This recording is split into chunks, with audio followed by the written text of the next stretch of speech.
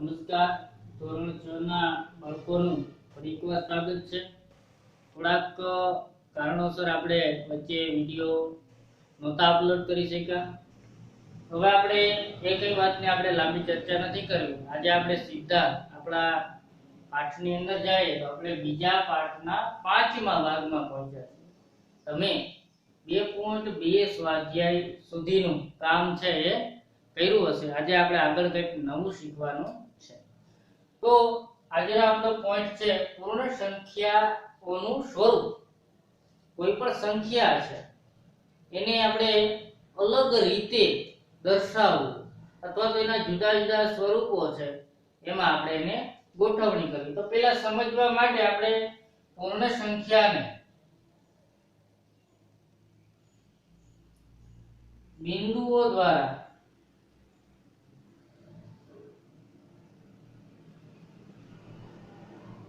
ગોઠવણી જોઈએ. પૂર્ણ સંખ્યાની બિંદુઓ દ્વારા ગોઠવણી. તો આપણે અલગ અલગ ગોઠવણી છે એ કરી શકીએ. એટલે કે આને આપણે આકારોનું નામ આપીએ તો રેખા સ્વરૂપે, એટલે કે એક સીધી લીટીમાં બધા બિંદુઓ આંકડા મુજબ આપણે ગોઠવી શકીએ. ત્રિકોણ આકારે, પછી ચોરસ, લંબચોરસ, આવા અલગ અલગ આકારોની અંદર આપણે આપણી સંખ્યા મુજબના બિંદુઓને ગોઠવી શકીએ. તો અહીંયા આપણે એક ઉદાહરણ લીધું છે. 2 3 4 5 અને 6 એવી પૂર્ણ સંખ્યાઓ લીધી છે અને આપણે એને કયા કયા આકારોમાં ગોઠવી શકીએ એ આપણે જોઈએ. આપણા પાઠ્યપુસ્તકની અંદર પણ એક કોષ્ટક આપેલું છે. એમાં તમારે એ કામ કરવાનું છે, લખવાનું છે. એટલે તમે અહીંયા જોજો કે જેથી આપણે સરળતાથી એ કરી શકીએ. તો 2 છે એટલે કે 2 બિંદુઓ.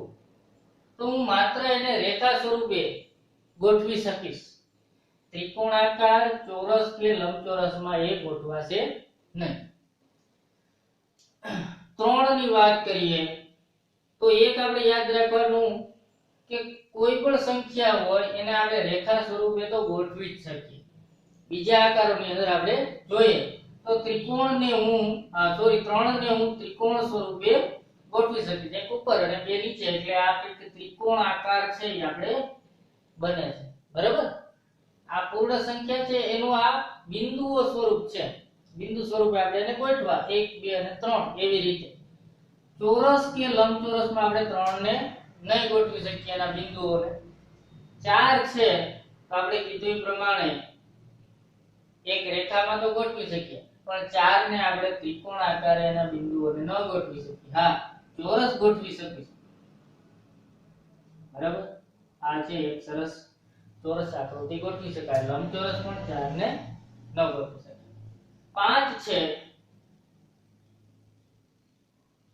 તો એને આપણે રેખા સ્વરૂપે ગોઠવી શકીએ, પણ ત્રિકોણ સ્વરૂપે ગોઠવી શકાય નહીં. બરાબર? હા, અલગ આકૃતિ આપણે બનાવીએ તો પંચકોણ સ્વરૂપે, એટલે કે એવું ગોઠવી શકાય. એક ચોરસ અને એક ઉપર કરીએ. બરાબર છે? અહીંયા હું બોક્સ કરતો એટલે આપણને ખ્યાલ આવે કે જો 1 2 3 4 અને 5. તો આવી રીતે આપણે એને પંચકોણ સ્વરૂપે ગોઠવી શકીએ, પણ ત્રિકોણ સ્વરૂપે આપણે એને ગોઠવી શકતા નથી. એવી રીતે ચોરસ કે લંબચોરસ સ્વરૂપે પણ એ ન ગોઠવાય. એક રેખા સ્વરૂપે તો બધાય ગોઠવાય છે. 6 ની વાત કરીએ તો રેખા સ્વરૂપે તો આપણે એને ગોઠવી જ શકીએ. ત્રિકોણ આકારે એને ગોઠવી શકતા નથી. ચોરસ પણ ગોઠવી શકતા નથી, પણ લંબચોરસ આપણે ગોઠવી શકીએ. બરાબર? તો આ એક લંબચોરસ આકૃતિ છે એ બની શકે. તો જે પૂર્ણ સંખ્યાઓ છે એને વિવિધ આકારોના સ્વરૂપમાં આપણે ગોઠવી અને આને આધારે તમે જે કોષ્ટક છે એ પૂર્ણ કરી શકશો. પણ 2.2 સ્વાધ્યાય પછી તરત જ એ કોષ્ટક આવી જશે એટલે પૂર્ણ કરી શકશો. હવે આપણે આ જે શીખ્યા, આપણે જોયું કે 2 ને રેખા સ્વરૂપે, 3 ને રેખા અને ત્રિકોણ સ્વરૂપે છે, 6 ને રેખા અને લંબચોરસ સ્વરૂપે છે. એમ આપણી જે સંખ્યાઓ છે એને પણ આપણે અલગ અલગ સ્વરૂપોમાં દર્શાવી શકાય. એને માટે આપણે ગુણાકાર, સરવાળો અને બાદબાકીના કેટલાક ઉદાહરણ લેશું બરાબર છે।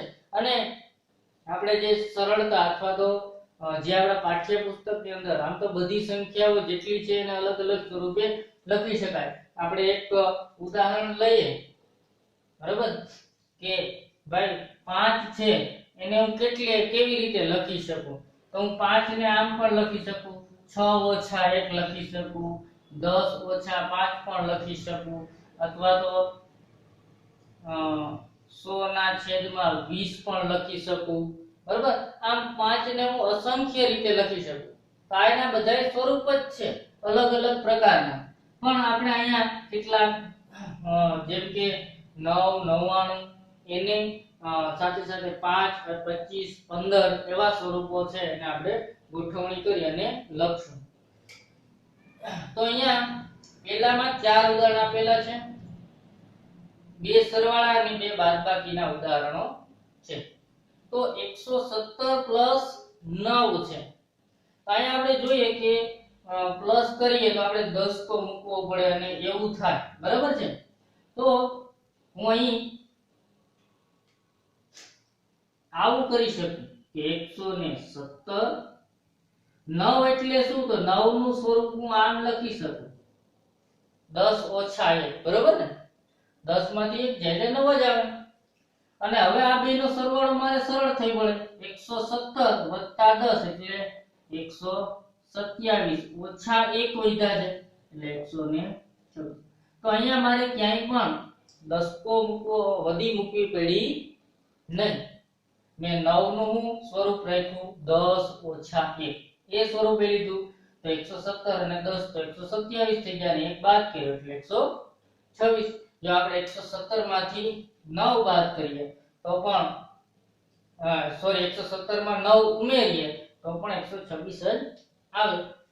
એવી જ રીતે બાદબાકીનો છે એવા જ ઉદાહરણની અંદર તો અહીંયા 117 છે, ઓછા 9 ને મારે દર્શાવવા તો હું આમ કરું ઓછા 10 વત્તા 1। આ ઓછા 9 નું સ્વરૂપ આ છે, વત્તા 9 નું સ્વરૂપ આ છે। આપણે આગળ શીખી ગયા છીએ કે વિરુદ્ધ નિશાની હોય તો બાદબાકી થાય અને જવાબમાં મોટા અંકની નિશાની, અહીંયા મોટો 10 છે તો ઓછા આવશે, અહીંયા મોટો 10 અને આગળ વધતા છે તો અહીંયા પ્લસ 9 આવે બરાબર છે। હવે આપણે 117 માંથી 10 કાઢવા હોય તો આપણે સરળ છે, 107 વત્તા 1 એટલે કેટલા આવી જાય 108 બરાબર। તો આવી રીતે આપણે ક્યાંય પણ અહીંયા આપણે 117 માંથી 9 બાદ કરીએ 10 કો લઈએ, અહીંયા 10 મૂકીએ અને એવી પ્રોસેસ કરીએ, પણ જ્યારે આપણે એનું સ્વરૂપ બદલાવી નાખીએ ત્યારે આપણે ગણતરીમાં સરળતા પડે। એવી જ રીતે જો આપણે 99 ની વાત કરીએ તો 117 હવે આપણને પણ આઈડિયા આવે છે કે 99 એટલે તો કે 100 ઓછા 1 તો 117 અને 100 એટલે 217 ઓછા 1 એટલે 216 સીધો જ જવાબ આપણને મળી જાય। એવી રીતે બાદબાકીની અંદર જોઈએ તો 117 99 એટલે ઓછા 100 અને વત્તા 1, કારણ કે ઊંધું થઈ જાય કારણ કે નિશાની ફેરફાર વાળી છે, મોટા આંકડાની નિશાની આપણે લેવાની છે એટલે 117 માંથી 100 બાદ કરીએ એટલે કેટલા વધે 17 વધશે અને પ્લસ 1 કરીએ એટલે 18।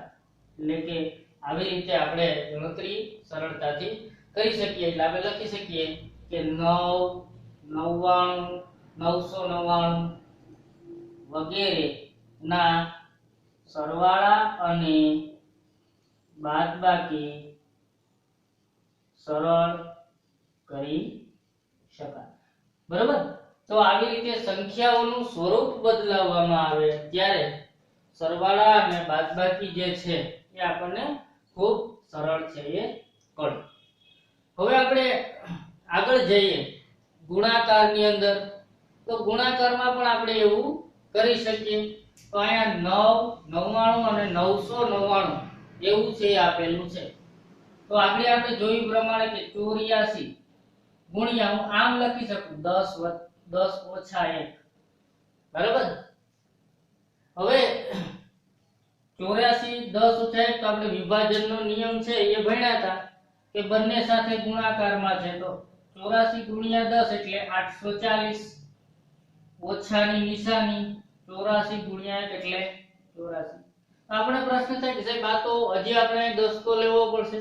આપણે 84 ને આમ લખી શકીએ 84 એટલે કેટલા તો ઓછા 100 100 માંથી કેટલા બાદ કરીએ 16 બાદ કરીએ એટલે આપણે કેટલા મળી જાય 84 છે એ મળી જાય બરાબર. 84 નું આ સ્વરૂપ છે. ઓછા 84 કે બરાબર આપણે શું લખી શકીએ તો કે બરાબર ઓછા 100 વત્તા 16 એટલે 84. બે વિરુદ્ધ નિશાની એટલે બાદબાકી થાય અને 100 માંથી 16 જાય એટલે 84 વધે, મોટા અંકની નિશાની એટલે -84. તો અહીંયા 840 છે એમાંથી 100 આપણે બાદ કરીએ એટલે કેટલા વધશે તો કે 740 વત્તા 16. તો આ સરવાળો આપણે સરળતાથી કરી શકીએ 756 બરાબર છે. તો આવી રીતે આપણે ક્યાંય પણ દસકો મૂકવાનો નથી કે વધી મૂકવાની નથી અને સરળતાથી આપણે કરી શકીએ ગુણાકાર, સરવાળા કે બાદબાકી. આપણે 99 માં ખાલી વિસ્તરણ જોઈએ તો 84 ગુણ્યા શું થશે તો કે 100 ઓછા 1 બરાબર.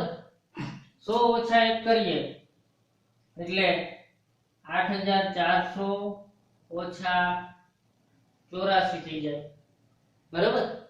તો એમાંથી આપણે 84 જે છે એને તો આપણે કયા સ્વરૂપે આ સ્વરૂપે લખી શકીએ બરાબર છે.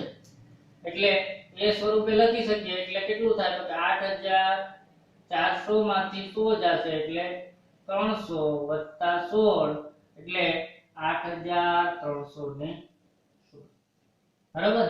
એટલે આપણે આ અવળો ગુણાકાર છે નહીં કરવો પડે અને સરળતાથી થઈ જશે બરાબર છે.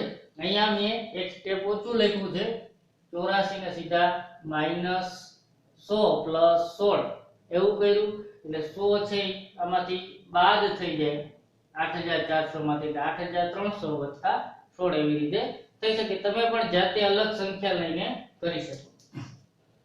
એવી જ રીતે અહીંયા જોઈએ તો 84 999 ને કેમ લખાય તો કે 1000 ઓછા 1 બરાબર. તો શું થશે તો કે 84000 થઈ જશે આ બેનો ગુણાકાર ઓછા 84. તો જે આપણે એમ થાય કે આમાં 10 કો લેવો પડે બરાબર છે. તો આપણે એના ભાગ છે એ પાડી શકીએ. હવે આપણે આગળ નથી કરતા પણ 84 ને આપણે આ સ્વરૂપે લખી શકીએ બરાબર. પછી હજી આમાંથી 8400 છે સોરી 84000 છે તેમાંથી 100 ને બાદ 100 ઓછા કરી નાખીએ એટલે જે જવાબ આવે એમાંથી પાછો +16 કરી નાખીએ એટલે આપણે આગળ છે જવાબ મેળવી શકાય. તો આ એક સ્વરૂપ જ છે કે 84 ને તમે -100 + 16 સ્વરૂપે લખી શકો -84 ને તો એનું સ્વરૂપ છે બરાબર. તો આ ઉદાહરણ દ્વારા આપણને 9 99 અને 999 સરવાળા બાદબાકીમાં અને ગુણાકારમાં આપણને ખ્યાલ આવ્યો છે. હવે આપણે 5 15 અને 25 ની વાત કરીએ કે એનું આપણે સ્વરૂપ કેવી રીતે કરી શકીએ. તો પહેલું ઉદાહરણ છે કે 96 ગુણ્યા 5 છે તો આપણે આનો ગુણાકાર કરી શકીએ બરાબર છે. પણ જો સંખ્યા 25 થઈ જાય કે 15 થઈ જાય તો આપણે ગુણાકાર ખૂબ લાંબો થાય, વધી મૂકવી પડે, ભૂલ થાય, એવું બધું આપણે થઈ શકે. તો હું 5 નું સ્વરૂપ આમ લખું 10 ભાગ્યા 2 પણ કહી શકાય બરાબર છે એટલે 5 થાય. હવે કોઈ પણ ના છેદમાં 2 એટલે એના અડધા તો 96 ભાગ્યા 2 કરું તો 96 ના અડધા કેટલા થાય 48 એને ગુણ્યા 10 એટલે 480. સરળતાથી થઈ જાય. આપણે ક્યાંય આમાં વધી મૂકવાની નથી, ખાલી 96 ના અડધા તો કરી શકીએ અને એ પણ ભાગાકાર છેલ્લો છે 2 ચોક 8 1 વધે 2 8 16 એટલે 48 દુ 96 થઈ જાય બરાબર એવી જ રીતે 96 ગુણ્યા 25 છે તો 25 ને હું આમ લખી શકું 50 ભાગ્યા 2 બરાબર અથવા તો આમ લખી શકું કે 100 ભાગ્યા 4 પણ લખી શકું સરળતા માટે 25 ચોકુ 100 થાય એટલે 100 ભાગ્યા 4 કરો એટલે 25 આવ્યું 25 લખું કે 100 ભાગ્યા 4 કરું બેમાં કઈ ફેર નથી પડતો તો 96 ભાગ્યા 4 કરું તો 4 * 4 4 દુ 8 1 વધે ચોકે ચોકે 16 24 ચોક 96 એને ગુણ્યા 100 એટલે 2400 બરાબર છે તો આવી રીતે આપણે સરળતાથી સ્વરૂપોને આધારે આપણે કરી શકીએ બરાબર હવે આપણે આગળનું જોઈએ કે અહીંયા 5 15 અને 25 છે એનો આપણે ગુણાકાર કરવાનો છે 64 સાથે તો પહેલો તો આપણે સરળતાથી કરી શકશું 5 નું સ્વરૂપ આપણે જોઈ જ લીધું 10 ભાગ્યા 2 64 ના અડધા કેટલા 6 ના અડધા 3 અને 4 ના અડધા 2 એટલે 32 ગુણ્યા 10 એટલે 320 બરાબર અહીંયા આપણે ક્યાંય ઘણા લોકો છે ઝડપથી સરવાળા બાદબાકી કરતા હોય આપણે એમ થાય કે આ કેવી રીતે કરતા હશે તો એ લોકો જે છે એ શું કરતા હોય તો કે વિસ્તરણ કરતા હોય બરાબર માની લઈએ કે કોઈ પૂછે કે 16 ગુણ્યા 16 તો એ શું કરે તો કે 16 ગુણ્યા 16 ને બદલે 16 ગુણ્યા 10 અને 16 ગુણ્યા 6 કરે બરાબર તો એવી રીતે આપણે અહીંયા આપણે હું બોલ્યો એ નહીં સમજાવું કે 16 ગુણ્યા 16 છે તો આપણે વાર લાગે પણ એ લોકો શું કરે કે 16 ગુણ્યા 10 અને 16 ગુણ્યા 6 તો આ 160 અને 6 આ બેનો મનમાં પછી સરવાળો કરી નાખે બરાબર છે તો આ પણ થઈ શકે જો આપણે વિસ્તરણનો પાકો ખ્યાલ હોય સ્વરૂપોનો ખ્યાલ હોય વિસ્તરણ પણ સંખ્યાના સ્વરૂપોને આપણે સમજી શકીએ તો કોઈ પણ પ્રકારનો ગુણાકાર સરવાળો બાદબાકી મૌખિક અને ઝડપથી કરી શકાય હવે અહીંયા 64 છે એને ગુણ્યા 15 એટલે 30 ના છેદમાં 2 બરાબર તો આપણે કીધું કે એના અડધા 32 ગુણ્યા 30 થઈ જાય તો આ 0 છે એ તો આપણે અહીંયા છેલ્લે હોય એટલે મૂકી દઈએ 3 દુ 6 અને 3 તેરી 9 તમે જો 64 ગુણ્યા 15 કરો તો એકમનું જોઈને મૂકો પછી 4 એકુ 4 6 એકુ 6 પછી 5 ચોક 20 ને પછી સરવાળો કરો તો અહીંયા ઝડપથી છે ગુણાકાર થઈ શકે આપણે જે કરીએ એનાથી એવી જ રીતે 64 ગુણ્યા 25 એટલે આપણે કીધું 100 ના છેદમાં 4 બરાબર પણ અહીંયા આપણે એક જોઈએ કે 64 છે ઈ 4 વડે ભાગી શકાય 4 એકુ 4 5 ને 6 બરાબર અહીંયા આપણે જોઈ લઈએ કે 64 ભાગ્યા 4 કરીએ એટલે 4 એકુ 4 અને 6 ચોક 24 16 ચોક 64 થાય તો હાલે ઘણી વખત એવું હોય કે આપણે એને 4 વડે ન ભાગી શકતા હોય એટલે અહીંયા 16 ગુણ્યા 100 આવશે બરાબર